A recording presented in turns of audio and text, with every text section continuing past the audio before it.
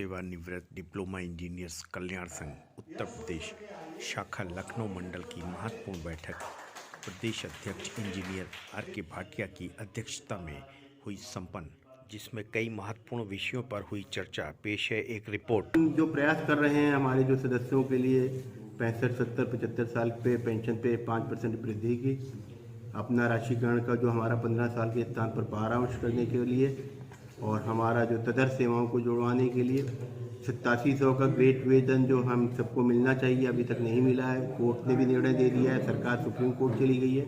और उसके बाद एक नोशनल इंक्रीमेंट 30 जून को जो रिटायर हो जाते हैं पूरी 1 साल की सेवा करने के बाद भी उनको नहीं मिलता था, उस पर कोर्ट से आदेश हो चुके हैं, शासन से आदेश कराने की बात है। इस संबंध में हमने अभी 13 तारीख को जनवरी में माननीय मुख्यमंत्री जी, उप मुख्यमंत्री ब्रजेश पाठक जी से मुलाकात की थी। उन्होंने आश्वासन दिया था, अपर मुख्य सचिव कार्मिक को इस संबंध में निर्देश भी जारी किए।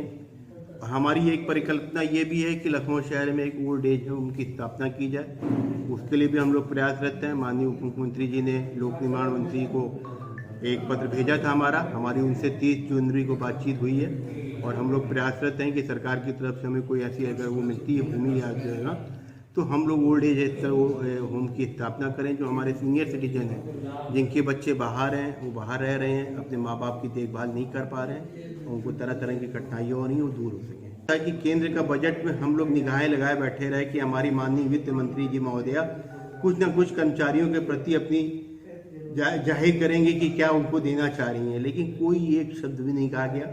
ना इनकम टैक्स रिबेट के लिए कहा गया, ना हमारे जो रोका गया 18 महीने का डीए का एरियर का भुगतान की बात आई, ना जो हमारे कर्मचारियों की या पेंशनर्स की समस्या के संबंध में कोई बात आई। हम लोगों का पुनः सरकार से अनुरोध है कि इस चुनाव से पूर्व जो हमारी ये समस्याएं इसका निदान करे, जिससे हमारे इन सदस्यों को हमारे सेवानिवृत्त जो प्रदेश में 20,000 सेवानिवृत्त डिप्लोमा इंजीनियर्स हैं और प्रदेश में 11 लाख हमारे पेंशनर्स हैं, उनको ये लाभ मिले। 18 महीने का डीए का एरियर का भुगतान की बात आई, ना जो हमारे कर्मचारियों की या पेंशनर्स की समस्या के संबंध में कोई बात आई।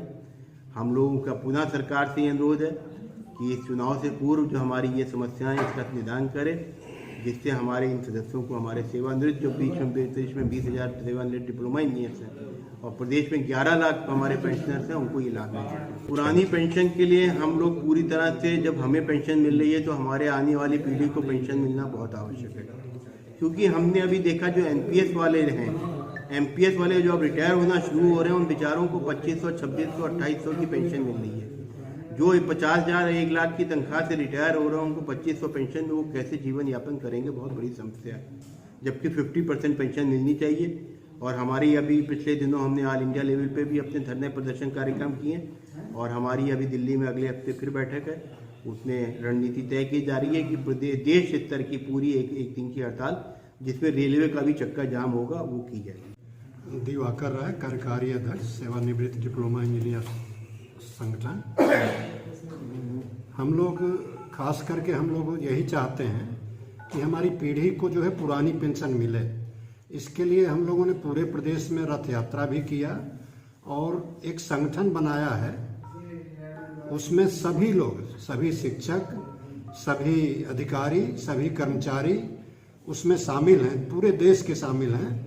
और हम लोग पूरा जन जागरण किए हैं, और जैसे मोदी जी कहते हैं कि मोदी की गारंटी सबको देते हैं, 27 किलो राशन दे रहे हैं, सबको गारंटी दे रहे हैं, लेकिन कर्मचारी जो सेवा करता है, देश की सेवा करता है, वो भी चाहता है कि उसे भी गारंटी मिले। पूरे देश के सभी कर्मचारियों का बाजार पे, शेयर मार्केट में लगा दिया जाए, ये हम लोग नहीं चाहते। हम कैसे उसको पाएंगे? हमें मिनिमम कम से कम 50% गारंटी मिल जाए। जैसे अन्य घोषणाएं गारंटियां दे रहे हैं, वैसे कर्मचारियों को भी दे दें, ताकि कर्मचारी अपने मत का प्रयोग उनके पक्ष में कर सके। अन्यथा पिछले बार विधानसभा के चुनाव में हम लोगों ने, जिस पार्टी ने हमारे पुरानी पेंशन के मुद्दे को अपने घोषणा पत्र में शामिल किया था, उसको हम लोगों ने मत दिया, और बैलेट पेपर की काउंटिंग सबसे पहले होती है। और उसमें आपने देखा होगा कि 300 से ज़्यादा सीटों पर बैलेट पेपर में जिस पार्टी ने आश्वासन दिया था पेंशन की, वो बीजेपी से आगे थी। तो हम चाहेंगे कि कर्मचारियों को भी, हमारा भी मत है, हमारे भी परिवार हैं, आश्रित हैं, उनका भी मत यदि चाहिए तो कर्मचारियों को भी गारंटी दें ताकि उनके पक्ष में आ सकें।